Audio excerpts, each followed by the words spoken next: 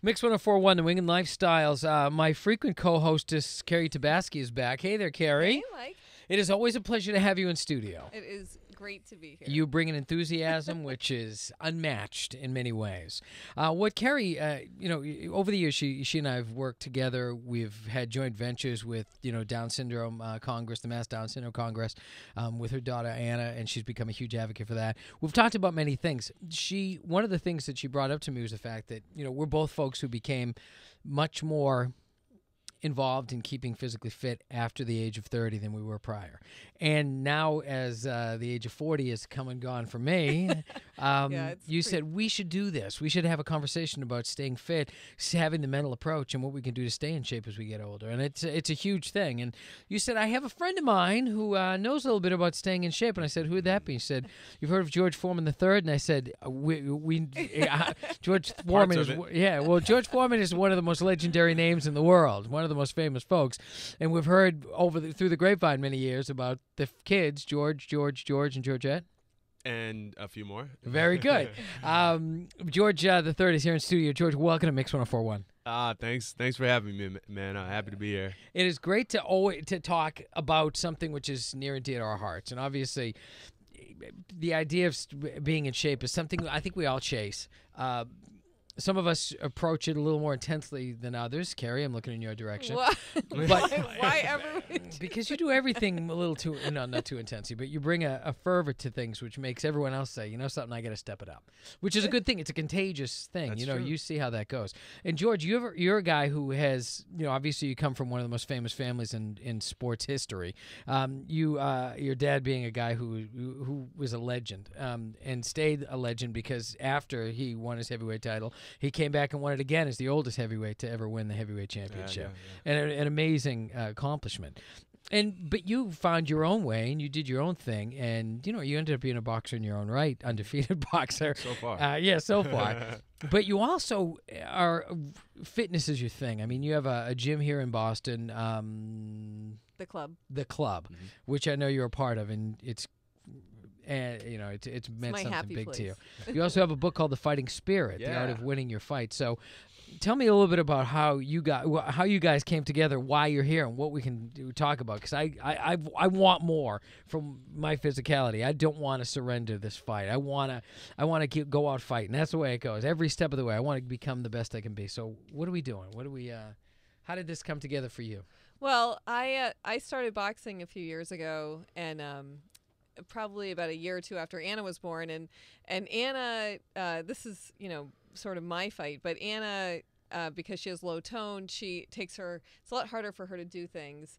She didn't walk till she was 2.5, but then she started running, as we've talked about before.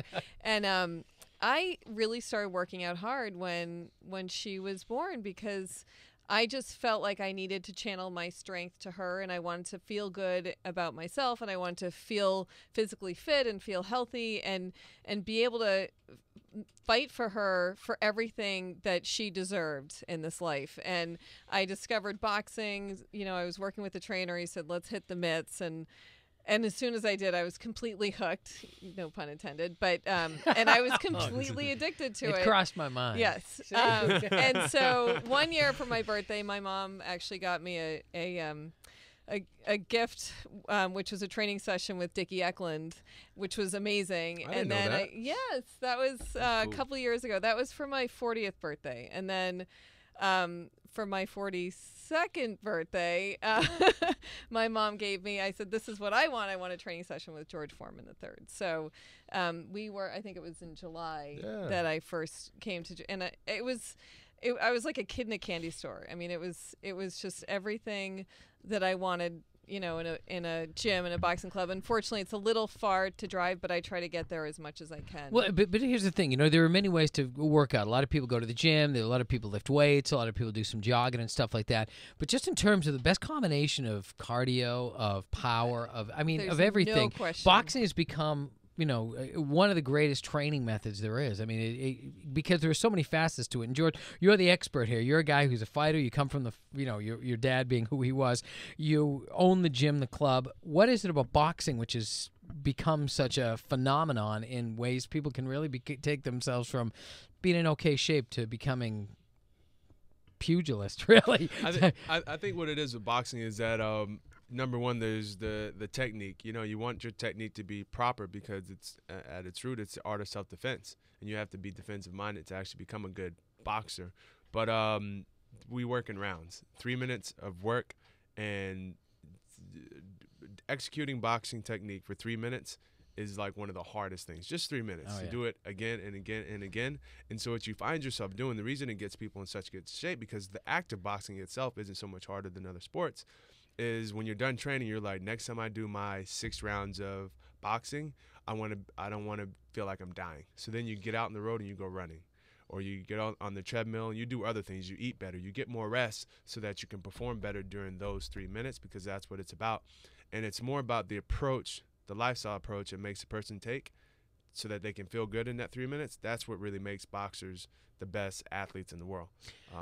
You hit on something which is really an interesting aspect of things. The idea that people think of boxing and just think of, put your hands up and throw punches at somebody. Mm-hmm. The really great fighting arts have always been ones which required mental discipline, which required first step really to be defensive minded. So many of the great martial arts and stuff are really created around defensive fighting. Using your opponent's weight against them and stuff like that. But with boxing, that's really one of the great things, is that so many people just think of the boxing as throwing punches, but the reality is the truly great fighters of all time are the ones who make you miss while they are effective. I mean, it's that combination of both. Avoiding it's one of those much more complicated and much more. It's a heck of a lot more than just tossing punches. Oh, it is, and I think the reason the great fighters are like that is because they understand that it's not about what you do; it's about when you do it. Even in life, with your child, do I scold him, or do I congratulate him? Do I not say anything? These are all things you can do. But when do I do them? You have to do them at the right time to be effective. And in fighting, I can teach you a jab, a right hand, a hook. I can teach you combinations. If you don't know when to do them, you're dead in the water. I don't care how much you practice them, how great a condition you are. And then the next step is, how do you not have to wait for the right moment? Because you remember you're learning when to do these things in response to your opponent. How do I instigate them to do the things I would like them to do so that I can respond properly so that the fight goes my way? It's like a chess game. There's a moves you want to make, but you have to trick your opponent to go in certain ways. My father calls it the granddaddy of chess, because illegitimate father, granddaddy of chess. It comes before chess. Really? Yeah. You understand boxing, it's a thinking man's sport, makes you a better chess player. That's interesting. Well, here's the thing. I know that one of the things that you do is there's a quiz you can take. What kind of fighter are you? And I think we are all we are all fighters in our own way. My wife would tell me I'm a pretty terrible fighter because any fight I win, I lose. You're always going to lose, Mike. Yeah. But I'm intrigued by what kind of fighter are you. So how do we take this quiz? I'm gonna ask you a few simple questions. Okay. You just answer it, and this is gonna spit back. This fighter quiz we have is gonna spit back what you are. Are you ready? Right. I'm ready to roll. All right. You're stuck on an island, and you need to pick one fighter to be your right-hand man. Who would you pick? Willie Pep, Mike Tyson, Sugar Ray Robinson, Floyd Mayweather, Sugar Ray Leonard, Muhammad Ali, or George Foreman Sr.? Got to be quick. I lean towards Mayweather. All right, good. Mayweather. All right, next question. Fight or flight? We always choose fight. What famous boxer's quote would most define your fight? Number 1 quote. Float like a butterfly, sting like a bee. You know what that is, Muhammad Ali. Next quote. Everybody has a plan until they get punched in the face. Mike Tyson. Yep. Sure, the fight was fixed. I fixed it with my right hand. George Foreman Sr. That is awesome. I'm a winner each and every time I step into the ring. That's George as well. And the last is, to be champ, you have to believe in yourself when no one else will. Sugar Ray Robinson. Which quote? I like the last two a lot. I got to go with Sugar Ray Robinson there. That's a great quote. All right. Which crime-fighting cartoon character would describe you the best? Underdog? George of the Jungle? Mighty Mouse? Yogi Bear? Or Pink Panther? I'm going to go with Mighty Mouse. Mighty Mouse. All right, next question. Which actor would you pick to win a live Hunger Games? Would it be Bruce Lee, Dwayne The Rock Johnson, The Rock, Bill Gates, Sir Richard Branson, or you? I'm going to go with me. I believe in me. Yeah, right answer. Okay, good. Best attribute of a fighter. Pick one. Pick one that you would want to have in your arsenal as a fighter. What would be the attribute? Stamina, power, speed, craftiness, or heart? Heart. I will always take heart. Great. Somehow I knew that. If you could only have one pair of sneakers, which would be the one sneaker you had for the rest of your life, what would it be? Converse low top, Chuck Taylors, top of the line Nike running shoes, Ferragamo driving loafers or Louis Vuittons, hiking boots, Timberlands, or Adidas boxing shoe. I'm gonna go with the hiking shoe because it gives me a lot of things. Good dude. All right, what's your hat of choice? Is it a beanie, a ball cap, flat brim fitted hat, cowboy hat, or a military hat? I'm gonna use the military hat. Boom. All right, I think I know now. Oh, okay, one more. Oh, two more. Favorite Rocky movie? 1, 2, 3, or 4? For me, for sure, it's 1. It's the only way to go. The original? Yeah. And guilty pleasure, ice cream, bagels, salty sweet, reality TV, or extra cheese? All of the above is not an option. Wait, one more time.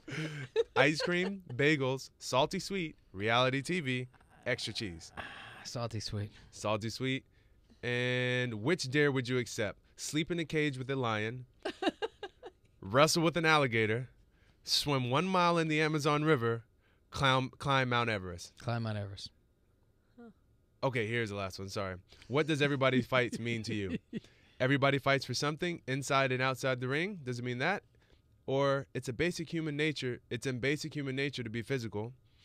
People are always arguing with each other for no reason. I already know the answer to the first one. That's my one. Fighting is a spirit, not a physical action. To me, it's that first one. Everyone has a fight. Everyone's fighting that something. That's it. Yeah. And the answer is calculating. I'm feeling good. I'm feeling good. I'm feeling good. I'm feeling good. Come on. It's interesting when you're required to answer this quickly. I still think you're a lover, not a fighter. I might be. Hold on one second. You might not have seen me over the years. Yeah. Always fighting to prove something. I would have chosen probably the Well, think same. about it. I grew up as a smaller kid, so I had to fight. I need to prove myself. Oh, what do we get? I didn't spit it out. Oh, no. The world may never know. But it's an interesting. What do these questions get us to? We'll do the sequel. The whole answer, I don't know why it didn't work on my phone. You would go boxer, that's Muhammad Ali. Stick and move, does everything by the book. Yeah. If you're a puncher, you always know you can win with one punch. Yep. You cannot end the night in one punch. You're not the best boxer. If you're a counter puncher, you wait for the other guy to make the first move. Yep. And if you're a brawler, you attack until it's done. No matter what it takes, no matter how many scars you get, no matter how many times you have to get up off the ground, you're not technical. You can't punch that hard. You're not crafty, but you have this. And those are the different styles. I would guess you, for sure, I wrote the quiz. Yeah. You're the last. You're a brawler. I was just gonna say that's exactly you described me because I've boxed before and I very rarely won a boxing match, but I won a lot of street fights because when it comes down to it, it doesn't matter. It just matters how much you're willing to put on the line and how much you're willing to not quit. This whole idea of the fighting approach. I mean, fighting is again, it's mental. There's so much of this is about not quitting and. The idea of fitness. You have come to a great point of fitness, Kerri, through boxing. Is it tough for people to get into boxing at if they've never done it before? Because so many kids are like, well, I didn't box Gold Gloves. How am I going to go on? I think that what I've heard over the years, because I've tried to encourage people, they say, what are you doing that is getting you in such good shape? And I say that I'm boxing, and they all automatically think that I'm fighting, and I did one fight. I had an exhibition fight, and it was a great experience, but it scared the crap out of me and gave me so much anxiety and my husband and my mom because I'm getting hit. And that was a few years ago. And I said, you know what? I don't need the anxiety. I just want the workout, and I just want to box for the workout. And what I tell people is there's so much more to it than getting in the ring and fighting. And when I started, I just loved doing the mitt work, and I only wanted to do mitt work. I hated conditioning. I knew Why did you hate conditioning? Because it was hard. Because it hurt. But you know what? I knew I needed to do it, and the more I did it, the better I was for more of a workout and a harder workout. And what it does, what we do at the club and with BoxFit is there's so much conditioning.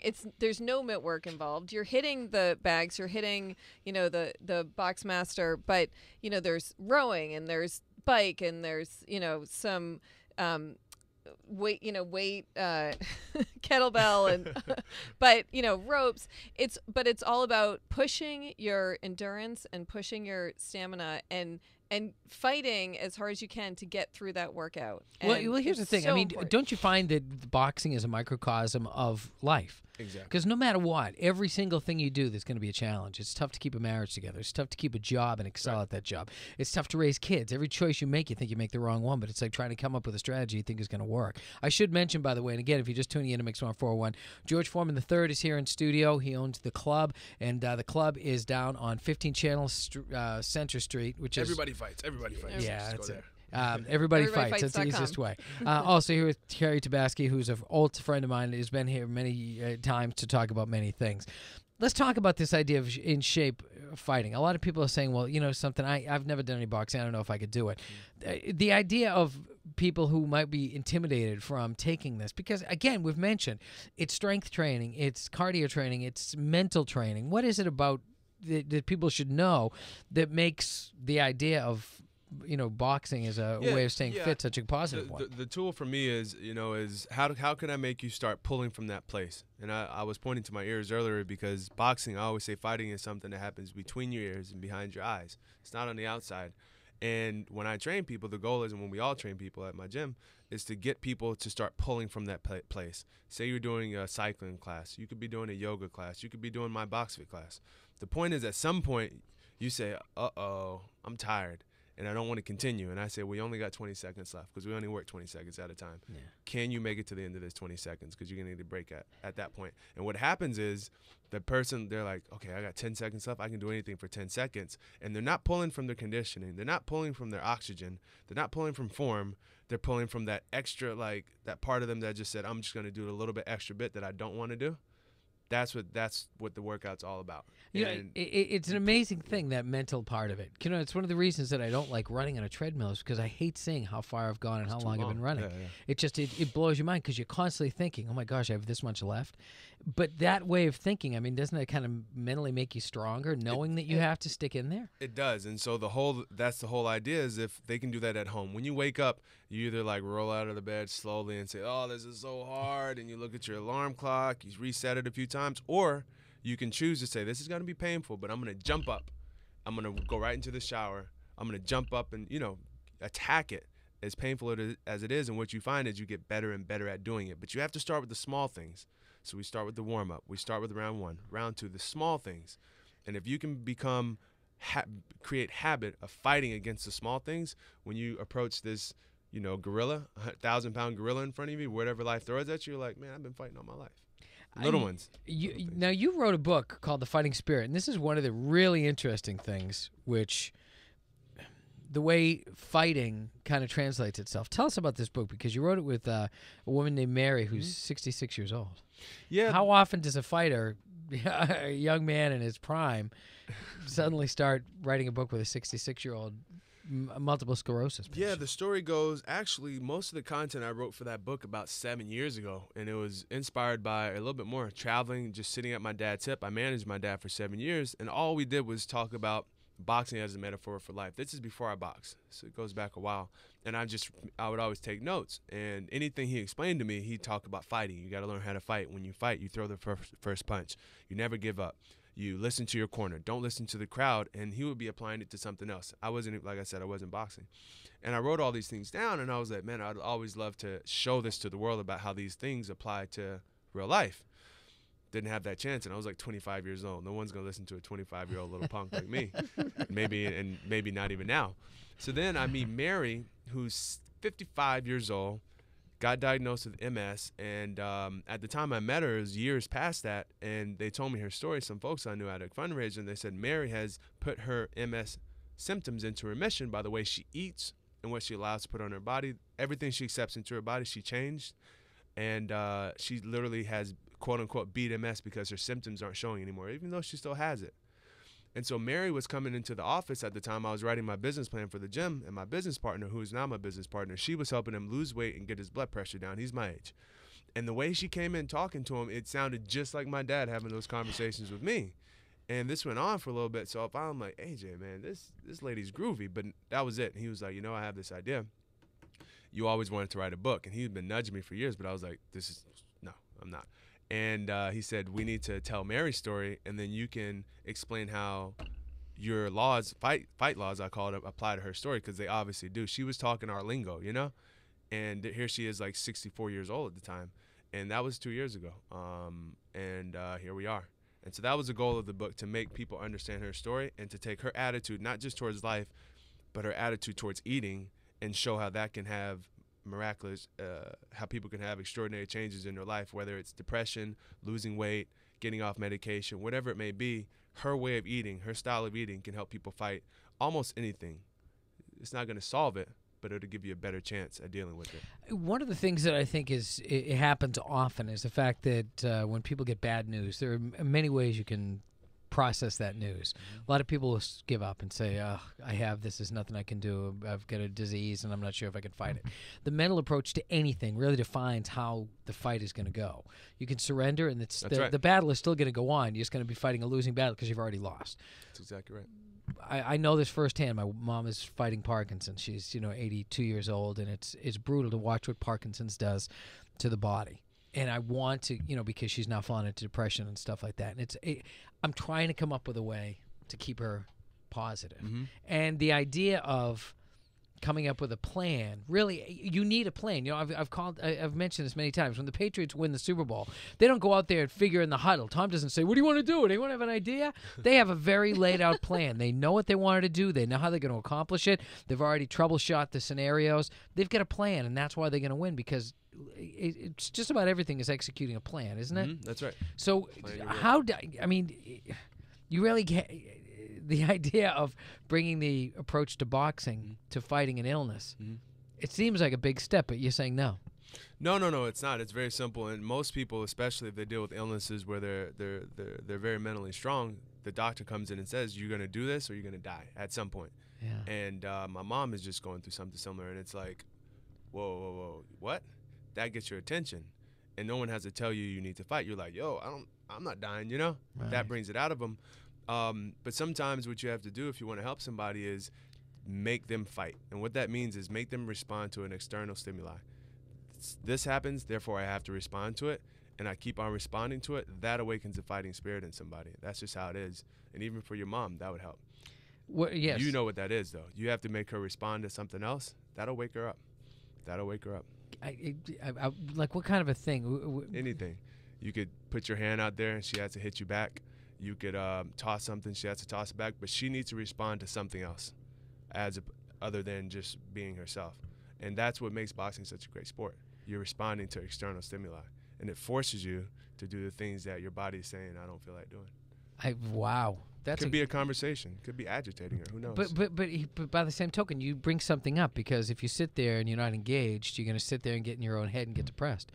That's the thing else to think about. Right, exactly. When something engages you, that's why people go golfing when they have a lot on their mind, because when you're golfing, you can't think of anything else because you have to play golf. Do you know what I mean? You've got to concentrate on the game. And the idea of saying, hey, Mom, let's play catch with this stuffed animal. Yeah. Once she's doing it, she's right. Yeah. Wow. Yeah, and that's a really intriguing. You make it a game, and what you find is some of the we've had some horses we've given away, and you find that horses help with stuff like this with people, because even if the horse is just walking, you're like, you better not toss me off, or they shake their head, you're like, whoa. Yeah. You have to respond to what the horse is doing, even by virtue of just keeping your balance. Well, I know that one of the best therapies for so many things is Yeah, that's all it is. Yeah. But it's a mental thing. It's not so much physical. It's mental, and the physical, it's all one. Well, again, if you're just tuning in to Mix 104.1, I'm Mike Mullaney. We're here with Kerri Tabasky, my frequent co-hostess, and George Foreman III. He owns the club, which is at what's the website again? Everybodyfights.com. Everybodyfights.com. Also, the author of the book, The Fighting Spirit: The Art of Winning Your Fight, which is not necessarily what you would think.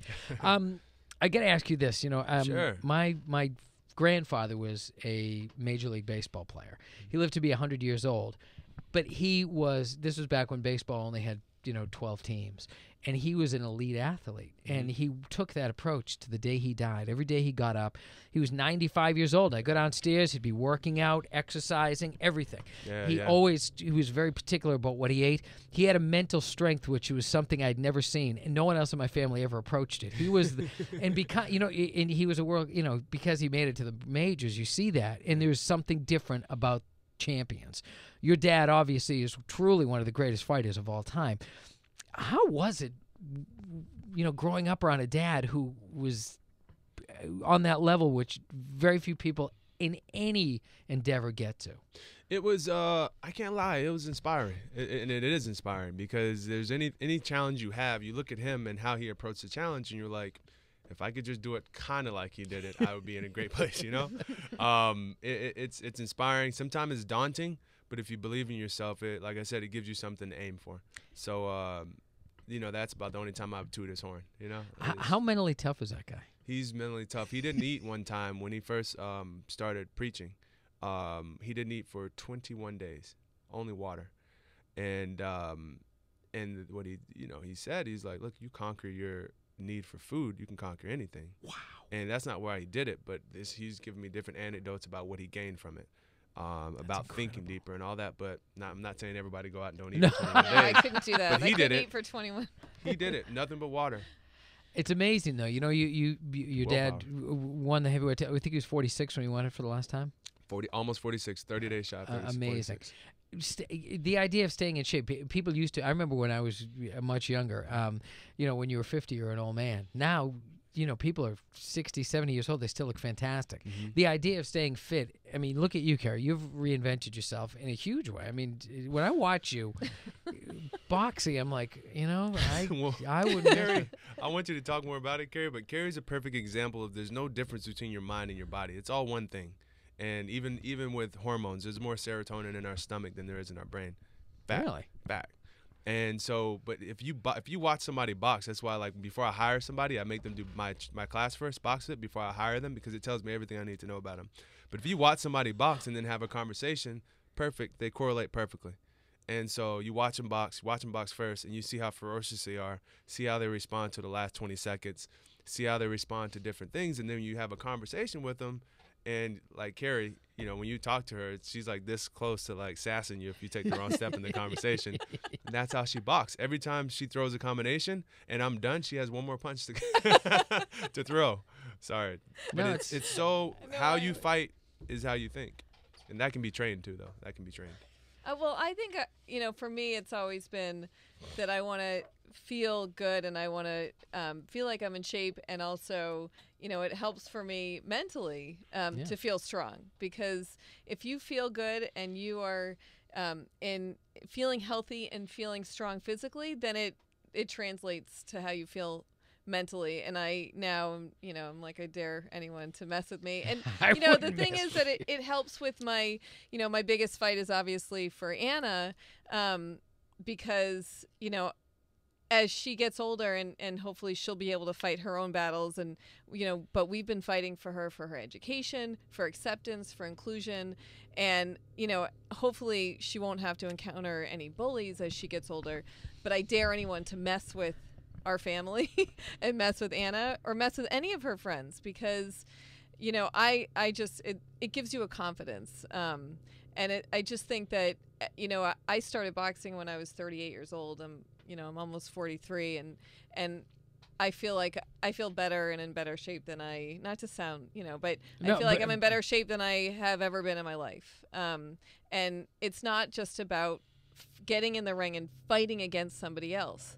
It's just feeling strong and feeling like you can handle adversity and not be a victim. Just, you have adversity, you have to do something about it. Well, I'll deal with it. Yeah. How are you going to respond? Right. It's how you every respond day. to adversity. Are you going to be a victim, or are you going to fight for it? And oh god. No, I was just gonna. I was just gonna say, and your thoughts about staying physically active as you grow older. It goes along with a bunch of other things. So, what I find is that the older you get, the more challenged you are to maintain balance. Most of us, because we have kids, we have work, we have stress, we have TV, we have finances, all this stuff, bills. And one of the great ways to maintain balance, number one, is exercise. And typically what a lot of people tend to turn to medications for like anxiety or depression, whatever, is they're just out of balance. Exercise restores that. You know what else restores that? Setting small goals for yourself and achieving them. You know what else restores that? Helping other people.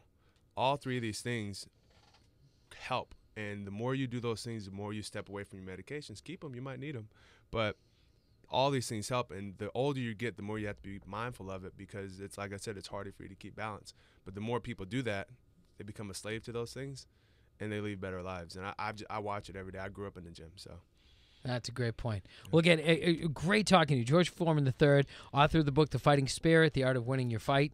That's everywhere. You can get it at all the major Amazon, etc. What are you pointing at? Yeah, well, I was just going to say, one of the nice things, and I'll just say it really quick, is that George encourages everyone to share their story about why they fight. Yeah. So why don't you go to everybodyfights.com, click community, and click share your story, because all those stories we're using to write the next book. And so we'll pick the most stories that help the most people, that are compelling, and then also eventually I'd love to put them into a TV show format.